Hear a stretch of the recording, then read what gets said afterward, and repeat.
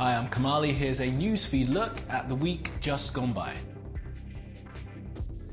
We look at what fundamentally may have changed since the death of George Floyd. Are we seeing the end of facial recognition software in the United States? A number of accusations of sexual assault against powerful men all come out within a few days of each other. And high noon for high tea, a welcome distraction to all the death and destruction as people argue about a hot drink.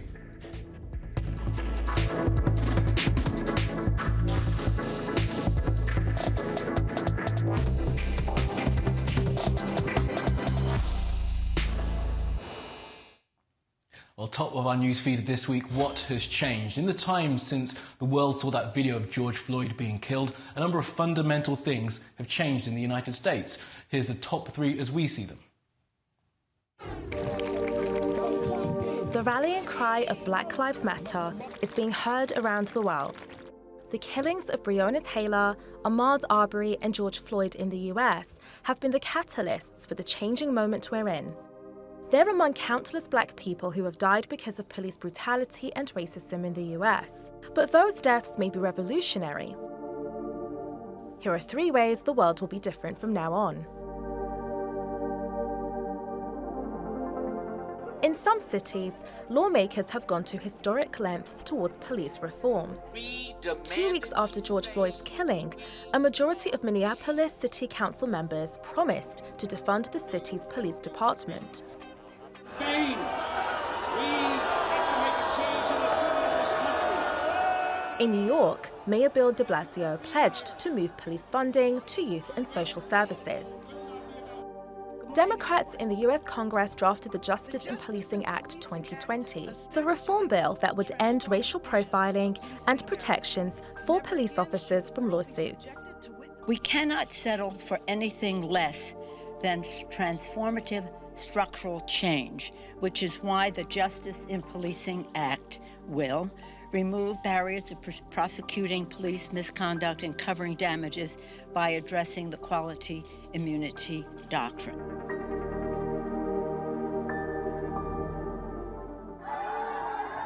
Across the US, statues of white slave owners and Confederate generals have been toppled by protesters or removed by local and state governments. Those actions have inspired similar moves in other countries. In Brussels, a statue of King Leopold II, who was responsible for the killings of millions of Congolese when they were under his absolute rule, was also removed. And in the UK, London's mayor has promised a review of street names and statues associated with slavery and the country's imperial past. This assessment is being made after a statue of 17th century slave owner Edward Colston in Bristol was pulled down and pushed into the harbour. Though the movement to remove these statues didn't start with recent protests, they've reinvigorated conversations about how racism shows itself in other public spaces, including our streets.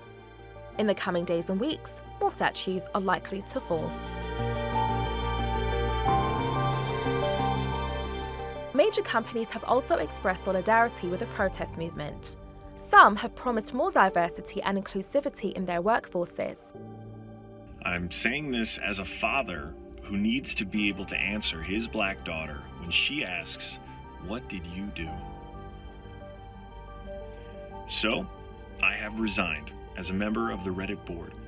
Reddit co-founder Alexis Ohanian stepped down from the company's board and asked to be replaced by an African American. Apple has pledged millions of dollars to support organizations fighting racial inequality. And Nike has put out a film urging people to fight racism. Other companies have rebranded. Quaker Oats, which owns breakfast and syrup company Auntie Jemima, announced plans to update the name and design.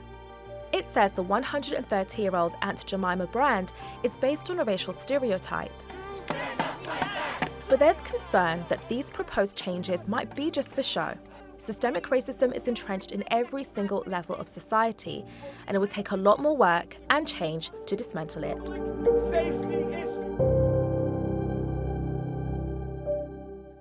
Well, next, facial recognition software. It's used to wide effect in many parts of the world, but its continued usage is now in question in the United States. Words, it was one of the most shocking things I ever had happen to me. Robert Williams was arrested in January by Detroit police. Problem is, they got the wrong man. So when we get to the interview room, a detective turns over a picture of a guy, and he's like, "So that's not you?" I look. I said, "No, that's not me." He turns another paper over. He said, "I guess this not you either." I pick that paper up and hold it next to my face. "This is not me." I was like, "I hope y'all don't think all black people look alike." Police used facial recognition technology to try to figure out who stole 5 watches from a local store. It mistakenly identified Williams. And now the American Civil Liberties Union has filed an administrative complaint with Detroit's police department, asking it to ban facial recognition. On Wednesday, Boston became the latest US city to ban police from using the technology. Facial recognition has been used in the US for nearly 2 decades, but 2 studies, one by the Massachusetts Institute of Technology and another by the National Institute of Standards and Technology, say the tech works well for white men, far less well with other races. This month, Amazon put a 1-year stop on letting police use its facial recognition tools. The company wants the US Congress to put stronger regulations to govern the ethical use of facial recognition technology in place. Microsoft has a moratorium on selling facial recognition to US police departments. What I'd really like to encourage is that people in Washington, D.C. start to have a more thoughtful conversation about what a national law to regulate facial recognition should look like. IBM says it's exiting general-purpose facial recognition business completely because the technology is less accurate in identifying people of color. But for Robert Williams, the first man to be wrongfully arrested in the US due to facial recognition, it comes too late. Hey, Julia. Julia, do you know why Daddy got arrested? Because I looked that up on the computer. I don't even know what it's worth to not be arrested in front of your children. Like, what's that worth to you? Okay, time now for some other stories this week related to the anti-racism movement all over the world. Well, an update on NASCAR Noosegate. This is a picture of the noose which was found in the garage of the only black racing driver in NASCAR, Bubba Wallace, at a racetrack in Alabama last weekend. The FBI say a hate crime was not committed. They say the noose has been there since October 2019 and was part of a door opening mechanism. Bubba Wallace says neither he nor anyone he has spoken to in the sport has ever seen a door opening device fashioned like a noose. The US National Aerospace Agency is renaming its headquarters in Washington, D.C. after Mary Jackson. She was an engineer, the agency's first black female engineer, and was a significant part of NASA's work during the space race of the 1960s. Ms. Jackson was immortalized in the movie Hidden Figures. The street on where the headquarters sits was renamed a little while ago. It's now called Hidden Figures Way. Now, 2 white female actors who were happy to get paid for voicing black people in animated shows have had a change of heart. First, Jenny Slate, who after 3 seasons of voicing a black character on the Netflix show Big Mouth, has suddenly realised it may have been better for a black actor to have done that. The show's producers have also come to the same realisation that casting a white person to play a black character may be problematic. They say they'll now find a black actor to play the black character. And Kristen Bell, she was due to play a black character on a new show called Central Park, which will be on Apple. As with Miss Slate, she's now come to the conclusion it's probably better for a black person to voice a black character. Progress, I guess, but why did it take the killing of George Floyd for them to have this kind of introspection? Now, 5,000 creatives who work in the UK's television and film industry have signed an open letter calling for greater equality, representation and presence in the industry. Here's Adama. The very best in British film and television have slammed their own industry. They've written 2 open letters demanding an end to systemic racism. More than 5,000 actors, directors, writers, producers and creators signed them. The initiative was spearheaded by Nisha Party, the producer of the BAFTA-nominated film The Boy with the Top Knot. I May Destroy You creator Michaela Coel signed on, as has Luther star Idris Elba and 12 Years a Slave actor Chiwetel Ejiofor. They want the industry to banish weak excuses, like a project might be too risky or too small because it doesn't have white actors in it. Empower Black and brown independent producers to receive the same support as Black and brown directors and writers. Expand its vision by making an effort to look for new talent and be more demanding about who's hired, especially when it comes to the teams behind the camera. That's for film. A second letter focused on television, calling for equal opportunities for ethnic minority groups at every level of the TV industry. The British Film Institute admits that the industries don't reflect the makeup of the UK population, either in the workforce or the kind of content made. A 2017 audit from the think tank The Work Foundation found just 3% of employees in production are from an ethnic minority background.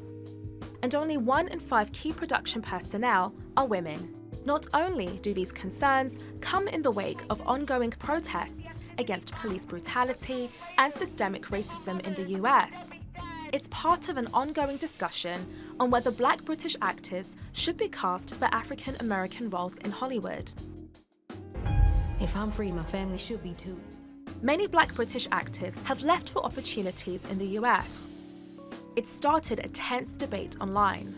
African Americans historically have come over to the UK and acted in movies, on plays here in the UK.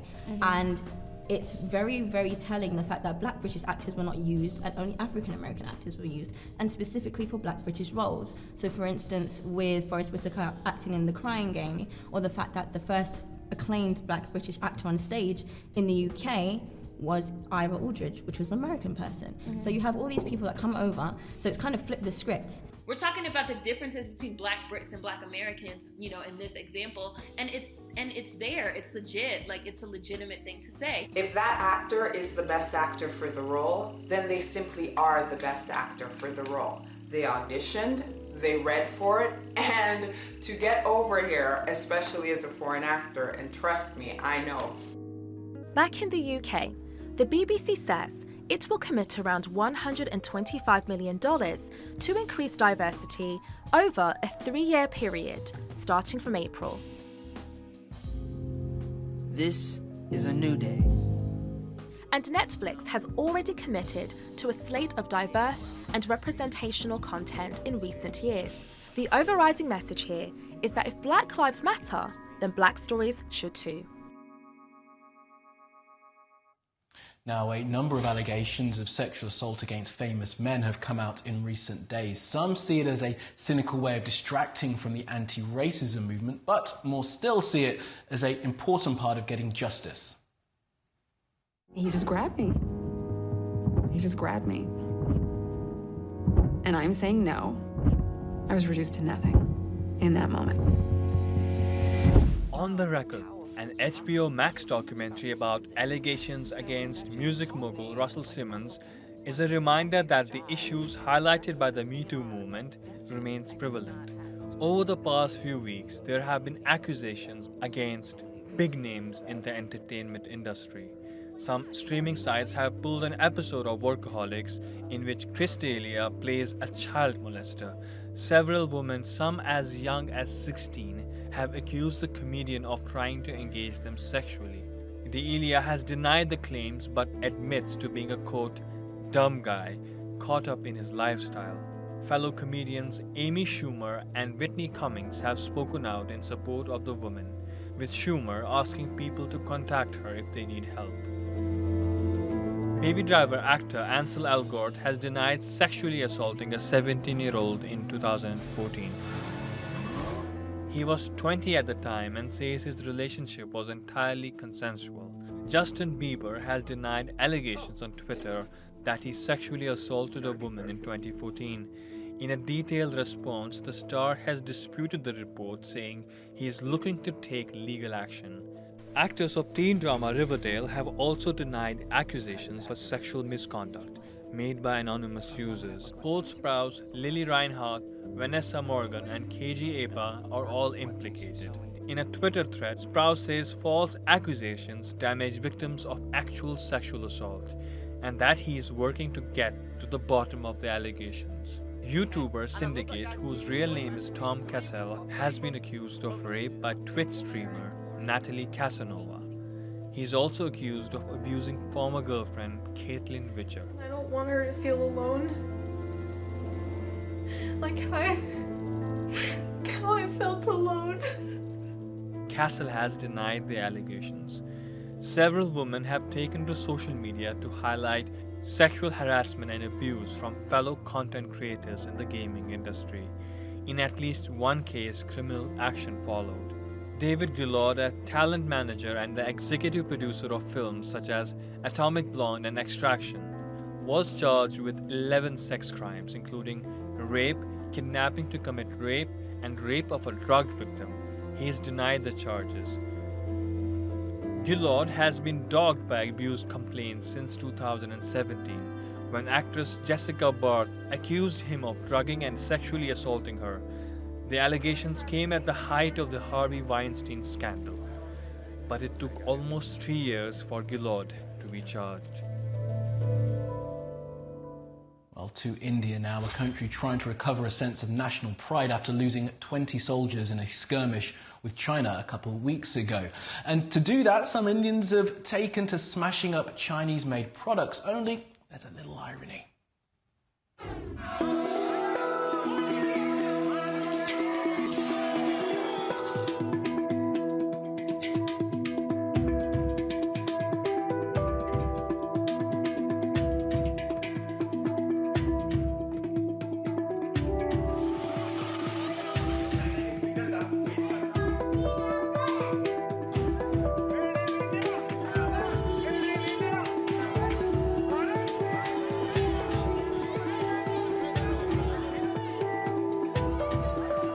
Why shouldn't Chinese Indians boycott Chinese products?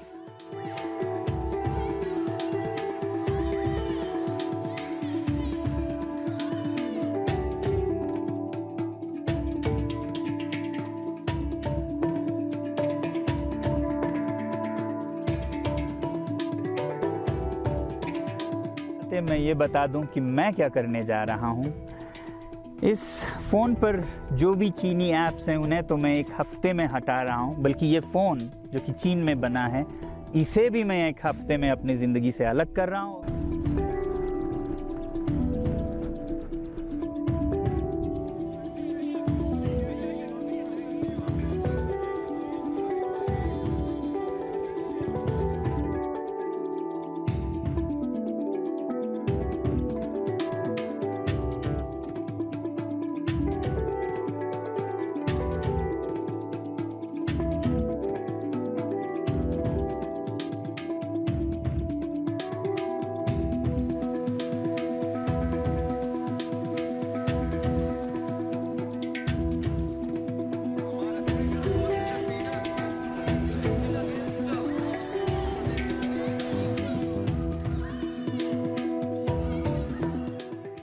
Okay, it's around the world now for some other stories that you need to know this week. Another study has shown that countries which brought in the compulsory use of masks early on had a far better outcome in the COVID-19 pandemic. Researchers say it wasn't just by a few percent, it was up to 100 times less mortality. The countries that introduced masks from the very beginning of their outbreaks have had hardly any deaths. Google has released an update to their software which they say will keep users' data more private. The standout fix will allow auto-delete to be standard on new users' location history. Previous to this, Google was keeping your location data forever on its servers. Now, it'll only keep it for 18 months. And here it is, a rock face in Silifke in southeast Turkey, which bears an uncanny resemblance to one Donald J. Trump, president of those United States of America. Now, since Trump is unlikely to get his face added to Mount Rushmore in the US, at least he'll know there is always a rock face that looks like him here in Turkey. And as with something as lame as this, of course, a bunch of people are taking selfies. The recruitment firm hiring actors for the Lord of the Rings TV show have put out a call for weird-looking people with facial features that would normally disqualify them from being on the box. Small eyes, bulbous noses, ears that stick out, acne scars, burns, you get the picture. The firm put out their call on their Facebook page. The series will be on Amazon Prime next year and we on Newsfeed can hardly wait. Now, most of you watching will have a smartphone. For many, they've been their window to the world during this pandemic lockdown. But one company in London is trying to make sure there's not such a great digital divide. Jane Couchman from Southwark Works is delivering something special to help struggling and isolated households connect during the UK's coronavirus lockdown. The London charity launched a smartphone gift project to deliver used handsets to less privileged families in South London. Southwark is one of the worst hit boroughs in terms of confirmed COVID-19 cases. The charity helps the borough's residents access training and work, but the coronavirus crisis has magnified an existing problem. There's been some digital exclusion in the borough long before COVID and the lockdown, but obviously during the lockdown, the idea that people, have no access to a device or to Wi-Fi has just been magnified, that problem, because they're not unable to join in lots of the things that we're trying to encourage people to do. Today's delivery is for 35-year-old single mother Vera Matos. During this pandemic and lockdown, she lost a job. Matos currently relies on welfare money from the government to support herself and her 3 children. Not living close to relatives means she's struggling with isolation. It's been kind of lonely when you're just there with the kids, even though they're there to support you and make you laugh, to have an adult conversation. It's been a bit, a bit sad sometimes, but we've been getting through it. This Apple iPhone will help her connect with loved ones and her children's homeschooling. Previously, they shared just one device. Her children haven't been able to speak with their teachers in weeks. Everyone gets up at a certain time, everyone's supposed to go to school at a certain time. If I have one child to do homework or the school work in the morning, the other one then has to wait. By the time that one comes, they're no longer motivated, and it defeats the whole purpose of homeschooling. Around 800 handsets have been cleaned and reboxed at a technology recycling centre. Each phone has 1 month's data supply, calls and text messages. The charity hope they can expand the project beyond its 1-month trial by appealing to the public for donations, so no one feels alone during this difficult time. Tea, the delicious, humble drink, has started a transatlantic beef. Take a look at this.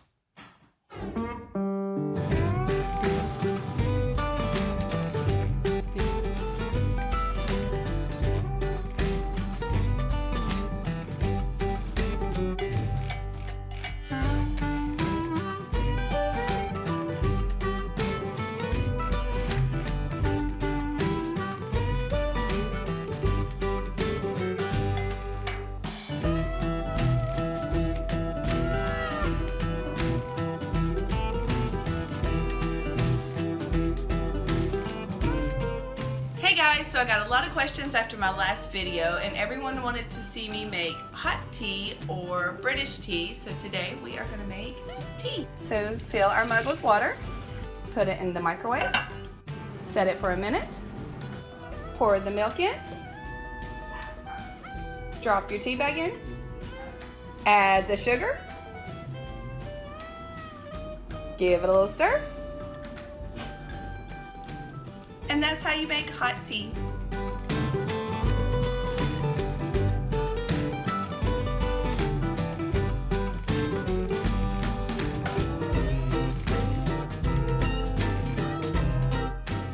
The Anglo-American relationship is defined by tea, and we've had a number of requests to show how to make a real cup of tea. Here are my military advisors. You don't need a microwave to make a cup of tea. All you need is a naked flame, tea bag, sugar. You can use fresh milk, but this time we're using powdered milk. Cheers. First, you add your tea bag. If you take sugar, stick a bit of that in. I'm going to make an American cup of coffee the way I do it every day, and responding to Ambassador Pierce's perfect cup of tea and her instructions. Okay, so here's what we do. We open this, get water.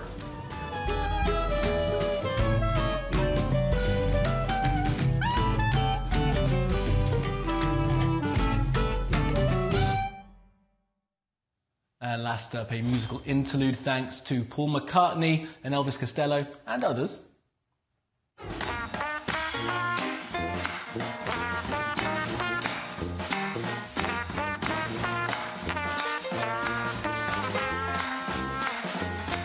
Well, this is their version of When the Saints Go Marching In for the Preservation Hall Jazz Band's live stream.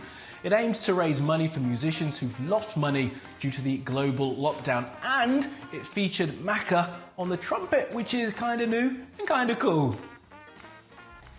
Well, thank you for being with us. Do reach out to me with your questions, comments, complaints and suggestions. You'll find me, as always, at Kamali Melbourne on Twitter. If you're watching this on YouTube, please be sure to hit that subscribe button. Thanks again for being with us. See you again soon.